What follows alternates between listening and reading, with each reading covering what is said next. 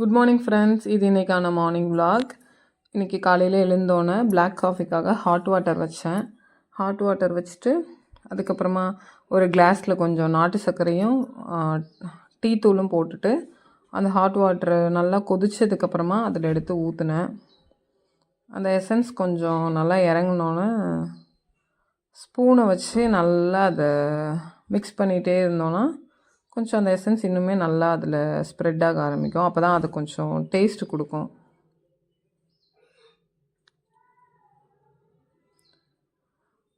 அதுக்கப்புறம் அதை வடிகட்டி வச்சு இன்னொரு கிளாஸ்க்கு ட்ரான்ஸ்ஃபர் பண்ணிட்டா பிளாக் காஃபி ரெடி. இப்படி தான் நான் போடுவேன். இப்படி தான் போடணுமா என்னென்னு எனக்கு தெரியலை. ஏதோ என்னோடய லேர்னிங்கில் நான் இது மாதிரி தான் பிளாக் காஃபி போட்டு கொடுத்துட்ருக்கேன். அதுக்கப்புறம் கொஞ்சம் பால் காய்ச்சலாம் அப்படின்னு சொல்லிட்டு ஹார்லிக்ஸ் போட்டு மிக்ஸ் பண்ணி குடிக்கிறதுக்காக கொஞ்சம் பால் காய்ச்சினேன். பால் நல்லா கொதி வந்ததுக்கப்புறமா ஒன்ஸ் திருப்பி அதை கொதி வந்ததுக்கப்புறமாவும் சிம்மில் வச்சு ஒரு 10 நிமிஷம் கொதிக்க விடணுன்னு எப்போயுமே எங்கள் மாமியார் சொல்லுவாங்க. அதனால் அதே மாதிரி இதை ஷேக் பண்ணிவிட்டு அப்புறம் வச்சு ஒரு 10 மினிட்ஸ் வந்து அதை கொதிக்க விட்டேன்.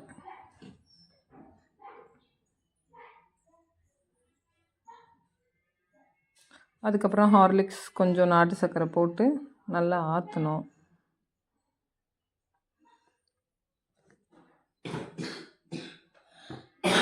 நல்லா ஆற்றிட்டு கொஞ்சம் அந்த ஹார்லிக்ஸு நாட்டு சர்க்கரைலாம் நல்லா மிக்ஸ் ஆனதுக்கப்புறமா அதையும் வடிகட்டி பசங்களுக்கு தம்பி பாப்பா நான் 3 பேருமே இதான் குடிப்போம். இன்றைக்கி தம்பி வேணான்னு சொல்லிட்டேன். அதனால் பாப்பாவும் நானும் மட்டும் ஆளுக்கு ஒரு கிளாஸ் வந்து குடித்தோம். அப்புறம் காலையில் எல்லாம் பூரி தான் வேணும் அப்படின்னு நேற்றே சொன்னதுனால காலையிலேக்கும் பூரி, ஆஃப்டர்நூனும் பூரியே சாப்பிட்டுக்கலாம் அப்படின்னு சொல்லிட்டு அதுங்களுக்கு பூரி டிஃபனுக்குன்னா தே ஆர் வெரி ஹாப்பி.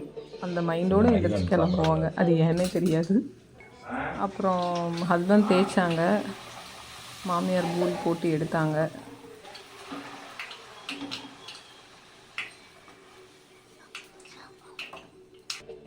அப்புறம் குருமா வந்து எங்கள் நாத்தனார் அவங்க வீட்லேயே வச்சு எடுத்துகிட்டு வந்து கொடுத்தாங்க. அவங்களும் ரொம்ப ஹெல்ப் பண்ணுவாங்க, பக்கத்தில் தான் இருக்காங்க.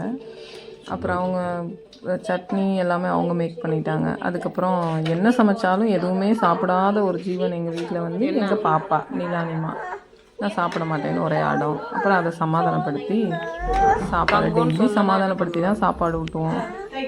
சாப்பிட வச்சுட்டு எங்களோட 3 பேருக்கும் டிஃபன் பாக்ஸில் குருமா பூரி எல்லாம் வந்து ரெடி பண்ணிவிட்டு அப்புறம் ஸ்நாக் ஒருத்தரும் ஒன்று அவங்க விஷயத்துக்கு ஏற்ற மாதிரி ஸ்நாக் எல்லாம் எடுத்து வச்சுட்டு கிளம்பிட்டோம். பாய். தேங்க்யூ ஃபார் வாட்சிங்.